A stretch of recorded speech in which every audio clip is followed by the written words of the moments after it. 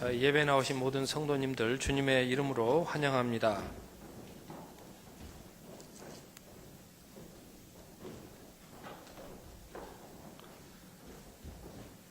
믿음으로 견고하여진다는 제목으로 말씀을 전하겠습니다. 얼마 전에 상영했던 영화 겨울왕국이라는 영화의 노래가 인기입니다. 자매가 나오는데 언니 엘사는 두려움에 휩싸이면은 모든 것을 얼음 덩어리로 만드는 저주에 걸렸습니다. 언니는 이 저주가 떠나가기를 원하면서 이게 좀 떠나갔으면 좋겠다 노래합니다. 이 노래가 인기가 있습니다. 그때 이 언니는 진정한 사랑이 있음을 아직 믿지 못하던 때였고 자주자주 두려움에 휩싸였습니다. 그 동생 이름이 안나인데 안나에게 두 남자가 접근을 했습니다. 한 남자는 이 안나를 이용하려는 남자였고 다른 한 남자는 이 안나를 사랑하는 남자였습니다. 동생 안나가 자기 목숨을 아끼지 아니하고 사랑하는 것을 체험했을 때 내 생전에 이런 기분은 처음이라고 노래한 것이 또 인기가 있습니다. 동생 안나는 그런 사랑을 체험했는지 자기 언니가 마법에 걸린 것을 안타까워하며 또 언니에게 그런 사랑을 베풀게 됩니다. 이제 언니가 진정한 사랑이 있음을 믿고 받아들이게 될 때에 언니가 마법의 저주에서 풀리게 됩니다. 모든 것을 이제 다 얼어붙게 만드는 게 아니라 조절할 수 있게 됩니다. 이스라엘 백성이 애굽의 바로 밑에 있을 때에 두려움의 저주에 걸려 있었습니다. 두려움에 휩싸여서 모든 것을 얼어붙게 만들었다는 것입니다. 폭압적인 독재자 밑에서는 이런 사회 문화, 두려움의 문화가 구조적인 억압이 형성이 되게 됩니다. 이런 사회 문화에서는 사랑을 주고받는 것이 금지되어 있습니다. 이런 데서는 서로 무섭게 만들어야 됩니다. 서로 공포를 느끼게 만들어야 됩니다. 서로 두려움을 주고받는 것만 허용될 뿐입니다. 하나님은 이런 일은 해결받아야 될 저주라고 재앙이라고 그렇게 선포하시고 9차례 재앙을 통해서 깨닫게 하셨지만 그들은 말씀을 믿으려고 하지 않았습니다. 계속해서 두렵게 만드는 일을 고집했고 사랑을 나누는 일을 받아들이지 않았습니다. 이런 상황에서 하나님은 10번째로 어린 양의 피로써 구원하실 것을 말씀하셨습니다. 그때 이스라엘 민족은 믿었습니다. 오랫동안 두려움의 문화에 길들여져 있었지만 그날만큼은 믿고 어린 양의 피를 문설주에 발랐습니다. 그들이 믿을 때에 그들은 두려움에서 벗어나게 되었고 사랑으로 나아갈 수 있게 되었습니다. 신명기 8장의 광야 생활을 시험기간이라고 알려줍니다. 광야 생활은 사랑의 하나님을 믿는 시험기간이었습니다. 잘 믿을 때에 두려움에서 벗어나서 사랑으로 나아가게 됩니다. 예수님도 공생애를 광야에서 시험으로 시작하셨는데 하나님의 말씀을 믿고 이기셨습니다. 그 뜻은 예수님께서 공생애를 하시는 동안 남을 겁주거나 또 남을 두렵게 만들거나 또 그렇게 남을 무섭게 만드는 일을 하지 않으셨다는 것입니다. 진정으로 사랑하는 일로 예수님께서 공생애를 섬기셨다는 그런 뜻이 되겠습니다. 요단을 건너서 여리고성 앞에 이스라엘 백성이 이제 다시 모였을 때 이 백성은 변했습니다. 놀라운 일이 생겼습니다. 오늘 본문 말씀대로 믿음으로 견고해졌습니다. 그들은 광야에서 하나님께서 먹이시고 또 입히시고 돌보시는 것을 믿었습니다. 이제 약속의 땅을 주시는 것을 믿었습니다. 이것은 이제 그들이 하나님을 진정으로 사랑하는 백성이 되었다는 뜻이고 이제는 이 백성이 믿음으로 견고해졌다. 진정으로 서로 사랑하는 민족이 되었다는 뜻입니다. 그들의 믿음이 사랑으로서 역사하는 견고한 믿음이 되었다는 뜻입니다. 그들의 믿음이 사랑으로 유연한 믿음이 된 것입니다. 이제 그들은 두려움을, 공포를 주고받지 않습니다. 이제 그들은 담대한 믿음으로 사랑을 주고받고자 하는 믿음으로 행진을 했을 때 공포를 주고받던 성읍 여리고성이 무너졌습니다. 그러나 바로 다음 날 또 사건이 생겼습니다. 아간이라는 사람이 자기 생계가 사는 것이 두려워서 그만 전리품을 감추고 맙니다. 자기 가족이 잘 먹고 잘 사는 것이 두려워서 그게 혹시 잘 안 될까봐 무서워서 또 전리품을 감추고 말았던 것이 문제가 되었습니다. 이런 일이 근절되어야 했는데 시간이 흘러서 사사시대에 접어들 때에 사람들은 각기 자기 소견에 옳은 대로 행동하게 되었습니다. 다 자기의 유익을 위하여 살게 되었습니다. 다 다시 두려움을 주고받는 그런 그 문화로 회귀하게 되었다, 그런 뜻입니다. 요즘에는 군대조차도 두려움을 주고받지 않습니다. 그렇다고 해서 두려움의 문화가 사라진 것일까요? 그렇지 않습니다. 오히려 학교 동아리에 가면 선배들이 더 무섭게 한다 그럽니다. 교회는 어떤지 모르겠습니다. 사람들이 하나님의 말씀을 믿지 않을 때에는 두려움에서 벗어날 수가 없습니다. 두려움에 사로잡힌 인생은 자기희생적인 사랑을 나타내지 못하게 되는 것입니다. 그러나 그런 문화 속에서도 하나님을 잘 믿었던 사람은, 사랑의 하나님을 믿었던 사람은 두려움의 문화에서 벗어나서 진정으로 사랑하게 되었습니다. 사무엘이 그랬습니다.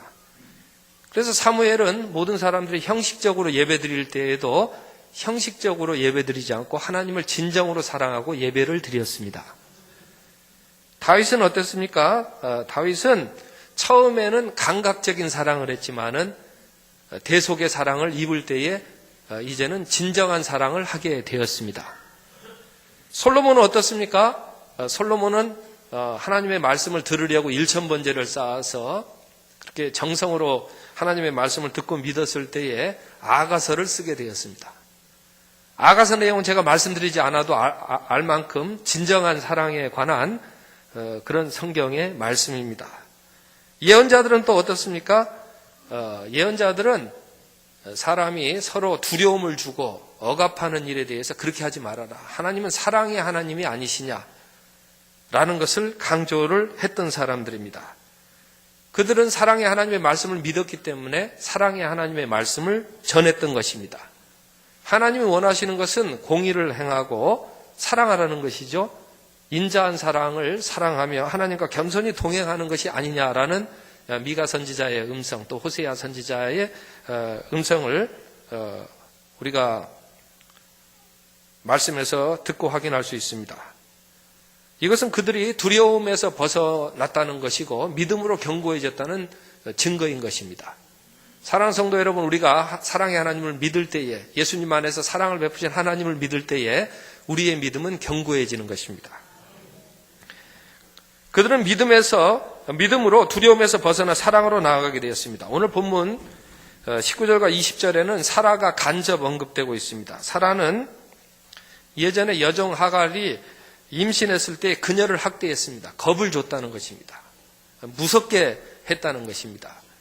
자기가 동침하라고 해놓고 잉태하니까 자기가 겁을 줍니다. 그러나 왜 사라가 그런 두려움을 주었을까요? 그것은 하나님의 약속의 말씀을, 사랑의 말씀을 믿지 않았을 때에 사라도 그렇게 인간적인 두려움에서 벗어날 수 없었다는 것입니다. 그러나 그녀가 사랑의 하나님께서 약속하시는 것을 믿었을 때에는 두려움에서 벗어나게 되었고 진정한 사랑을 하게 되었다는 것을 기억해야 할 것입니다. 사람은 나를 위하시는 하나님의 자기희생적인 사랑을 믿을 때에 그 믿음으로 견고해지는 것입니다. 우리 인생에는 참 신기한 영역이 있습니다. 그 영역은 믿음으로 견고해지는 영역입니다. 오늘 본문 말씀처럼 아브라함과 사라는 믿음으로 약하여지지 아니하고 믿음으로 견고하여져서 하나님께 영광을 돌리게 되었다고 말씀합니다. 예전에 사라는요, 남에게 두려움을 주는 얼굴이었습니다. 그러나 믿음으로 이삭을 얻었을 때에는 웃었다고 했지 않습니까? 아이를 낳을 때 사랑이 없이 아이를 낳을 수 있습니까? 아이를 키울 때 사랑이 없이 아이를 키울 수 있습니까? 아이를 낳을 때 두려움으로 낳습니까? 아이를 키울 때에 두려움으로 키우는 것입니까? 그렇지 않을 것입니다. 사랑하는 성도 여러분, 우리 천성교회가 아이 낳는 교회로 축복하신 것 저는 참 감사한 일이라고 생각합니다. 우리 천성교회 아이를 참 잘 낳는 교회입니다. 영적인 의미에서 그렇습니다. 우리 천성교회는 영적인 아이를 잘 낳는 믿음으로 그런 건강한 교회입니다. 아브라함과 사라처럼 믿음으로 견고해지는 일이 풍성한 교회라는 것을 말씀드리고 싶습니다. 사람이 자기가 죽을 병에 걸렸다 이렇게 소리를 들으면요 두려워한다 그래요. 웬만한 강심장도 두려워한다 그럽니다. 사람 신체에 두려움을 느끼게 하는 편도체가 있다고 합니다. 어떻게 해야 되겠습니까? 믿음의 사람들은 두려움이 밀려올 때에 사랑의 하나님을 믿었습니다. 말씀을 붙들고 기도하고 찬송을 했습니다. 그럴 때마다 놀라운 일이 생기는 것입니다. 믿음으로 견고해지는 것입니다. 나를 지키려던 두려움이 하나님을 사랑하는 것이 됩니다. 나를 지키려던 두려움이 경외함이 되는 것입니다. 나를 지키려던 두려움이 변화해서 다른 사람을 서로 사랑하는 것이 됩니다. 나를 지키려는 두려움이 변해서 존중함이 되는 것입니다. 완전히 쫄딱 망했다는 소리를 들었던 욥에게도 이런 일이 생겼습니다. 욥은 돈으로 망했습니다. 욥은 자녀로도 망했습니다. 욥은 건강으로도 망했습니다. 그러나 욥은 사랑의 하나님을 믿어서 견고해졌습니다. 그래서 욥은 온 마음과 정성으로 하나님을 사랑할 수 있었습니다. 그리고 욥은 서로 친구까지도 사랑할 수 있게 되었습니다. 사랑하는 성도 여러분, 예수님을 잘 믿을 때에 견고해지는 것입니다. 예수님을 잘 믿을 때에 덕 있는 사람이 되는 것입니다. 우리 성도가 성경 말씀을 붙들고 씨름할 때에 그리스도인이 되려고 그래도 정직하게 노력할 때에 어느새 분별력이 예리해지게 되는 것입니다. 존 버년처럼 교육을 많이 받지 못한 신자가 온 세상을 깜짝 놀라게 만들 수 있는 철로 역정과 같은 책을 쓰게 됩니다. 내 자신이 덕 있는 사람이 되어야지 환경이 좋아지는 것만 가지고 행복이 보장되지 않는 것입니다. 성경은 모든 사람이 옳다고 생각하는 바를 명확하게 또 말씀했습니다. 무엇이든지 남에게 대접을 받고자 하는 대로 너희가 남을 대접하라. 이것을 또 명확하게 말씀했습니다. 일하기 싫어하는 사람은 먹지도 말아라. 내 손으로 일을 하고 좋은 일을 하라고 말씀을 합니다. 정당하게 임명된 관리들에게 순종하라. 내 부모에게 공경하라. 부부는 서로 존중하고 사랑해야 한다라고 모든 사람이 옳다고 인정하는 바를 또한 명확하게 말씀을 했습니다. 돈 구워줄 때 이자 받지 말아라. 부득이한 경우라고 할지라도 부당한 이자를 받지 말아라. 인생 살 때에 남을 돕고 구제하며 살아라. 그런데 사람이 남을 구제하려고 할 때에는 두려움에 휩싸이게 되는 것을 보게 됩니다. 두려움의 가장 큰 적은 돈이 아니라 두려움이라고 합니다. 내가 돕게 될 때에 이것이 나에게 혹시 해가 되지 않을까, 이게 내게 손해가 되지 않을까라는 두려움 때문에 돕지 못한다고 하는 것입니다. 어떻게 해야 되겠습니까? 믿음으로 견고해지는 수밖에는 없는 것입니다. 사람은 예수님 안에서 나를 위해 자기 희생적인 사랑을 베푸신 하나님을 믿을 때에 두려움에서 벗어나게 되고 사랑하게 되는 것입니다. 최근 들어서 수도원 영성을 재발견하려는 시도가 늘고 있습니다. 당시 교회가 서로 사랑을 주고받아야 되는데 교회가 두려움을 주고받는 그런 교회가 되었다는 것입니다. 교권을 너무 내세우다 보니까 기존 교회가 두려움을 거리하게 되었다는 것입니다. 기존 교회가 사랑을 베풀고 나누지 못했다는 것입니다. 그래서 믿음으로 어떤 사람들은 광야로 나갔습니다. 하나님의 말씀을 내가 믿고 살아야 되겠다. 그 사람들은 홀로 있을 때에도 하나님이 함께 해주시는 사랑을 체험을 했고 그들은 같이 있을 때에도 하나님의 말씀대로 믿을 때에 믿음으로 견고해져서 사랑을 주고받을 수 있었습니다. 어제 2014년 3월 30일 신문에 수도원에서 만든 잼이나 화장품이 불황을 타지 않고 사람들에게 사랑을 받는다는 기사가 실렸습니다. 수도원에서 그런 식료품을 만들면은 장사진을 이루고 그렇게 줄 서서 사 먹는다고 합니다. 왜 그럴까요?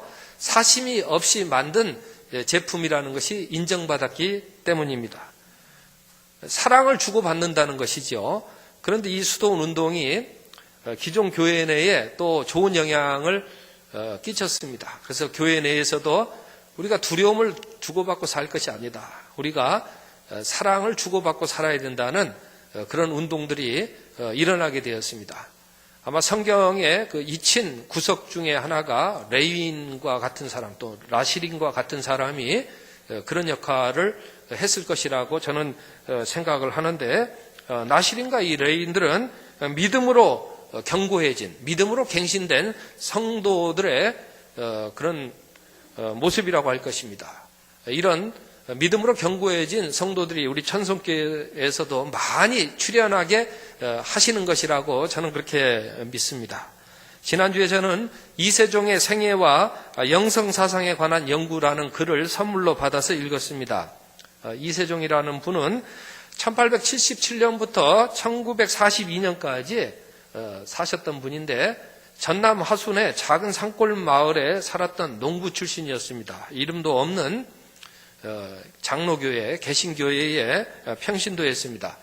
그런데 이분은 수도사처럼 생활했습니다. 연구한 분이 그걸 발견을 했습니다. 이분이 왜 수도사처럼 행동을 했는가 했더니, 사랑의 하나님을 말씀을 믿고 살았더니 수도사처럼 살게 되었다는 것입니다.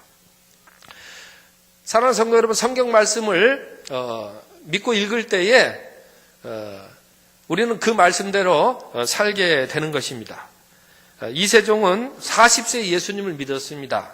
약 17년이 지난 1934년 당시 57세의 나이로 그동안 모아두었던 전 재산의 절반인 땅 3,000평을 전남로에 기부를 했습니다. 그리고 화순군 도안면 면사무소에도 땅 400평을 기부를 했습니다. 나머지 재산은 직접 가난한 사람들에게 나눠주고 자신은 거의 연명할 것만 남겨두었습니다. 그는 불쌍한 거지나 어려운 생활을 하는 빈민들을 생각을 하면은 부드러운 밥이나 맛있는 반찬이 목에 걸려 넘어가지 않는다고 했습니다. 그는 잘 때에 이불을 덮어도 몸을 절반만 가리고 잤습니다. 왜 다 덮지 않느냐고 그렇게 물으면은 추울 때 잘 곳이 없어 길가에서 떨고 있는 사람들을 생각하면은 차마 이불을 끌어 덮기 어려워 손이 떨린다고 했습니다. 실화입니다. 이런 실화를 들을 때에 우리 마음속에 두려움이 생깁니까? 아니면 사랑이 생깁니까? 우리 마음속에 사랑이 생기는 것은 믿음으로 견고해진 덕분입니다. 야, 나보고 그렇게 하라는 거야. 그렇게 하다가 내 인생은 어떻게 되는 거야. 이런 두려움이 생긴다면은 다시 한번 우리가 로마서의 말씀을 우리에게 주시는 말씀으로 믿고 읽을 필요가 있는 것입니다. 재산이 많은지 적은지가 시금석이 아니라 믿음으로 견고해지는지의 여부가 시금석인 것입니다. 재산이 많지 않은 사람이라도 믿음이 없으면 그런 실화를 들을 때에 아마 두려움에 휩싸이게 될 것입니다. 지난 2014년 3월 29일 토요일자에 기독공보에 우리 천성교회가 또 한 번 실렸습니다. 이번에는 여기 그 턱을 없애고 장애인이 올라올 수 있는 이 경사로를 만들었다고 또 이렇게 신문에서 또 기사를 써 주었습니다. 이제는 대림 2차에서부터 경사로를 통해 가지고 장애인 휠체어가 올라올 수 있게 되고, 또 교회 입구 쪽에도 계단을 다 없앴기 때문에 장애인 휠체어가 올라올 수 있게 되고 강당까지 올라올 수 있게 되었는데, 우리 응봉동이라는 지역이 울퉁불퉁합니다. 올라갔다 내려갔다 합니다. 이런 지역에 그래도 애썼다라고 거기에서 기사를 내주었습니다. 저는 기사를 낼 거냐 할 때에 아이고 우리 잘하는 것도 아닌데요 라고 그렇게 대답을 했습니다. 사랑하는 성도 여러분, 우리 믿음이 더욱 견고해질 수 있었으면 좋겠습니다. 사랑을 할 때에 확실히 사랑할 수 있었으면 좋겠습니다. C.S. 루이스라는 사람은 우리 믿는 사람에게 도덕 분석이 필요하다고 했습니다. 어떤 사람이 몸이 아팠는데 좋은 의사를 만나서 병을 고쳤습니다. 그런데 그 사람 옆에 수류탄이 떨어졌습니다. 그런데 많은 사람들이 옆에 있었습니다. 어떻게 해야 할까요? 우리 도덕책에 보면은 그럴 때 몸을 날려가지고 산화하신 그런 그 군인이 있다는 것을 우리가 잘 알고 있습니다. 병이 나았다고 해서, 육체의 병이 나았다고 해서 몸을 던져가지고 거기에 수류탄을 자기 몸으로 끌어안을까요? 보장되지 않는 것입니다. 사랑하는 성도 여러분, 이런 일은 믿음으로 견고해질 때 가능하게 되는 것입니다. 우리가 진정으로 이 사랑하게 되는 이런 일은 우리가 믿음으로 사랑의 하나님을 믿고 사랑의 하나님의 말씀을 믿을 때에 우리에게 더욱 확실하게 주어지는 은총이라는 것 우리가 기억해야 할 것입니다. 우리가 왜 이 은혜를 받아야 되는 것입니까? 왜 우리가 믿음으로 견고해져야 되는 것입니까? 그렇지 않다면 우리는 인간적인 쾌락이 뒤틀리는 데서 자유할 수 없기 때문에 그렇습니다. 그 사람이 육체의 쾌락이 뒤틀려서도 많은 이 그릇된 사랑을 하게 되는 것을 보게 됩니다. 그런데 C.S. 루이스는 육체의 쾌락이 뒤틀린 것보다 영적인 쾌락이 뒤틀리는 것을 더 경계해야 된다라고 그렇게 경고를 했습니다. 예를 들어서 남에게 잘못을 미루고 즐거워한다든지 남을 자기 마음대로 휘두르거나 선심 쓰는 척하면서 남의 흥을 깨트려 놓는다든지 그러면서도 좋아한다든지 또 험담을 즐긴다든지 권력을 즐긴다든지 증오를 즐기는 이런 죄는 이 동물적인 그런 쾌락을 추구하는 것보다 훨씬 더 나쁜 악마적인 쾌락을 추구하는 것이라고 그렇게 지적을 했습니다. 어떻습니까? 이런 이 뒤틀린 구석이 남아있다면 어떻게 해야 되는 것입니까? 해결책은 사랑의 하나님을 믿음으로 견고해지는 것밖에는 없습니다. 우리 믿는 사람은 그래서 처음에는 감각적인 사랑으로 시작했다고 할지라도 그러나 우리는 믿음으로 견고해지기 때문에 갈수록 진정한 사랑을 나타낼 수 있는 것입니다.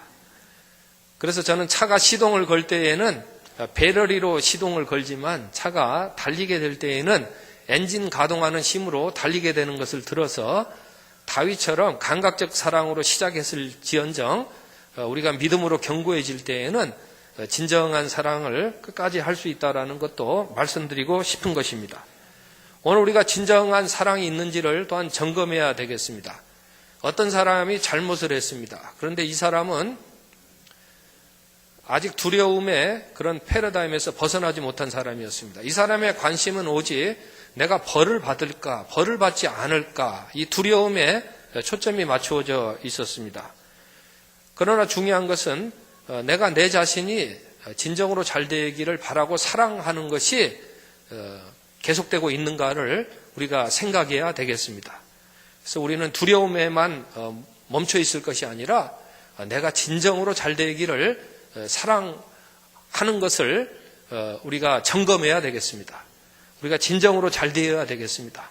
그리고 그런 사랑이 또 우리를 통해서 흘러 넘치기를 바라시는 것이 주님의 뜻인데 인간적인 방법으로는 되지 않을 것입니다. 오직 사랑의 하나님을 믿음으로 우리가 믿을 때에 그 믿음으로 견고하여지는 것입니다. 사람이 교만하다는 증거 중에 하나가 내가 굉장한 사랑을 하고 있다라는 이런 그 착각이라고 합니다. 실제로는 그렇지 않습니다. 우리가 아무리 사랑한다고 한들 독생자를 아끼지 아니하시고 내어주신 그 하나님의 사랑에 미칠 바가 못 되는 것입니다. 우리가 사랑하게 될 때에 주님께서 베푸신 사랑이 얼마나 큰 사랑인지를 인간이 그런 사랑까지는 행할 수 없다라는 사실을 겸허하게 깨닫게 되는 것입니다. 그래서 예수님 그분을 더욱 높이고 칭송하고 예배하게 되는 것입니다. 이어령 선생님이 그렇게 이야기했듯이 2000년 이상이 지나고 나면 아무리 미모를 지닌 여인이라고 할지라도 그렇게 생생하게 기억되는 법이 없다고 합니다. 아무리 부자가 큰 선행을 했다 할지라도 그렇게 생생하게 기억되는 법이 없다고 합니다. 그러나 오늘 예수님께서 그렇게 많은 시간이 흘렀음에도 불구하고 우리의 마음속에 생생한 성령으로 살아계시는 것은 하나님께서 예수님 안에서 베푸신 사랑이 얼마나 큰 것인가를 다시 한번 우리에게 깨우쳐 주는 것이라고 감히 말씀드리고 싶은 것입니다. 사랑하는 성도 여러분, 그 예수님을 우리가 믿고 그 믿음으로 견고해질 수 있었으면 좋겠습니다. 오늘 우리가 그렇게 애쓰고 노력하고 우리가 웬만해서는 두려움으로 우리를 이끄는 일에 대해서 우리가 거기에 속아 넘어가지 아니하고 그래도 우리가 사랑으로 진전을 이루고 도덕적인 그런 아름다운 일들을 계속해서 행해 나갈 수 있는 것은 우리가 믿음으로 견고해진 일이 있기 때문에, 믿음으로 우리의 영혼이 구원받은 일이 있기 때문에 가능하다는 사실을 우리가 기억했으면 좋겠습니다. 그래서 우리 믿는 사람에게 왜 그렇게 좋은 일을 하십니까? 라고 물을 때에 다 그렇게 얘기합니다. 믿음 안에서 살아갈 뿐입니다. 라고 이야기하는 것입니다. 기도하겠습니다. 사랑의 아버지 하나님, 크신 사랑을 베푸시고 믿음으로 경고케 하여 주셨습니다. 믿음으로 경고하여 우리도 사랑을 주고받으며 살게 하옵소서. 예수님의 이름으로